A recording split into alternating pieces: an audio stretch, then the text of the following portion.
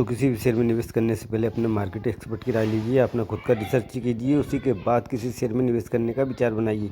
ये वीडियो केवल education purpose के लिए। चलो दोस्तों, वीडियो स्टार्ट करते हैं। ये ₹1.22 का जो पेनी स्टॉक है, ये कंपनी ओपन हुई ₹1.15 पे, इसका हाई हुआ ₹1.22 और लो इसका ₹1.12। तो दोस्तों, ये कंपनी छोटी कंपनी पेनी स्टॉक है, आप इस पर अपनी नज़र बना के रख सकते हो। आने वाले समय में ये आपको अच्छा रिटर्न दे के जाएगी। इसमें एफआई और डीआई दोनों की इसमें होल्डिंग है, यानी कि डीआई और एफआई इन दोनों की इसमें होल्डिंग है। आगे अपन इसकी होल्डिंग और इसके बिजनेस की बात करेंगे, बिजनेस भी देखेंगे, इसका कौन सी क्या काम करती है ये कंपनी, कौन से बिजनेस में इन्वॉल्व है। तो दोस्तों, ये ₹1.22 का शेयर अगर ₹5 भी चला जाता है तो आपके 3 गुना पैसे बन जाएंगे। तो दोस्तों, आप इस पर अपनी पेनी नज़र बनाकर रखना, क्योंकि ये पेनी स्टॉक है। तो दोस्तों, अपने फाइनेंशियल का एडवाइज़र से ही सलाह मशवरा लेकर इसमें इन्वेस्ट करने की सलाह करना। चलो दोस्तों, आगे बढ़ते हैं। तो ये भारत आधारित कंपनी जो कपड़ा और लोहा, इस्पात और रियल्टी व्यवसाय के व्यापार में लगी हुई है। कंपनी के सेगमेंट में ट्रेडिंग और रियल एस्टेट शामिल है। कंपनी की सहायक कंपनी रिसा यूनिवर्सल लिमिटेड हांगकांग में है। तो दोस्तों, अब इसके ये इनकॉर्पोरेट 1993 में ये इनकॉर्पोरेट हुई है दोस्तों। अब इसकी ये BSE पर लिस्टेड है। इसके मार्केट कैप की बात कर लेते हैं तो 19 करोड़ का इसका मार्केट कैप है। करंट प्राइस ₹1.21 का है। हाई इसका ₹1.90 का है और लो इसका 55 पैसे का है। स्टॉक भी तो है नहीं है। बुक वैल्यू इसकी 32 पैसे की है। डिविडेंड कंपनी देती नहीं है। ROC नेगेटिव में 104 का। ROC इसका नेगेटिव में 116 का। फेस वैल्यू ₹2 की है दोस्तों। अब अपन क्वार्टर वाई कंपनी, अभी कंपनी की कोई भी सेल नहीं हो रही है, यानी कि कंपनी नेगेटिव में चल रही है। ना ही इसका ऑपरेटिंग प्रॉफिट, पहले नेगेटिव में है इसका ऑपरेटिंग प्रॉफिट भी। OPM भी इसका नहीं है। नेट प्रॉफिट अभी इसका नेगेटिव में है।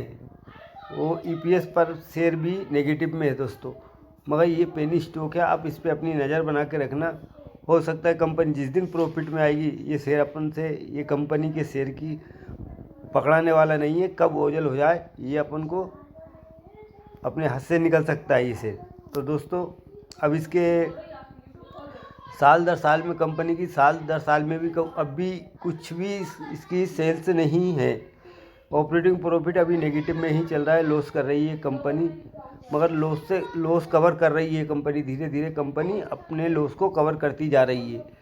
साल दर साल में पहले देखो 40 लाख का सेल का ऑपरेटिंग प्रॉफिट नेगेटिव में हुआ, फिर 32 लाख में आ गया, फिर 1470 लाख से नेगेटिव में था, अब 27 लाख का ऑपरेटिंग प्रॉफिट नेगेटिव में है।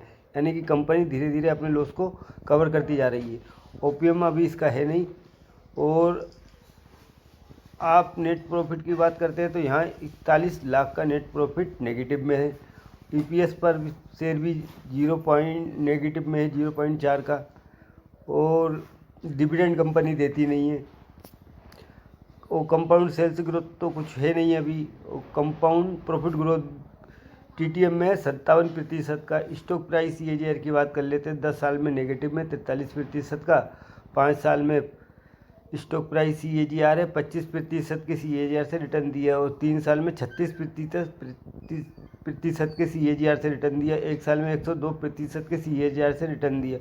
रिटर्न ऑन इक्विटी की बात कर लेते हैं। 10 साल में भी 10% नेगेटिव में, 5 साल में 28% नेगेटिव में, 3 साल में 29% नेगेटिव में, लास्ट ईयर में भी 116% नेगेटिव में है।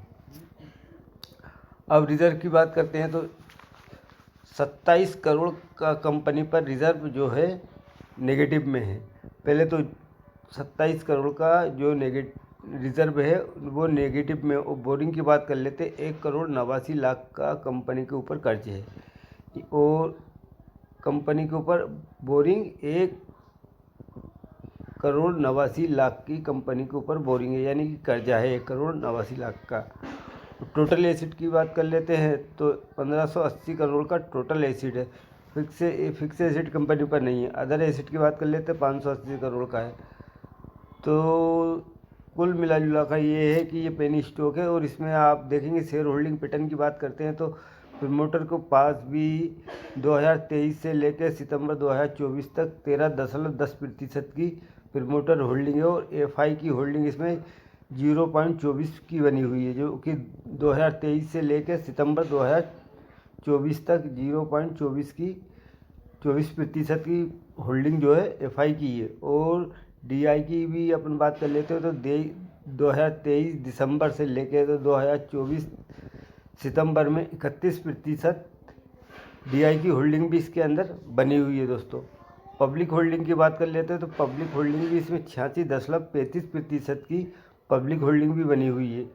तो इसमें डीआई और एफआई के पास होल्डिंग है, इसलिए मैंने इस स्टॉक को कवर किया है दोस्तों। अब आप अपने नज़रिए से इसको स्टडी कीजिए और आपका क्या विचार है, ये विचार आप बना सकते हैं इसके लिए। कंपनी का नाम है रीसा इंटरनेशनल लिमिटेड और ये बॉम्बे एक्सचेंज पर लिस्टेड है दोस्तों। तो इसका बीएससी कोड है 530251। तो दोस्तों आगे की वीडियो में फिर मिलते हैं। मेरे चैनल को लाइक कर दीजिए, सब्सक्राइब कर दीजिए ताकि आने वाली वीडियो की नोटिफिकेशन आप तक पहुंच सके। और मेरा ये वीडियो पसंद आए तो लाइक भी कीजिए।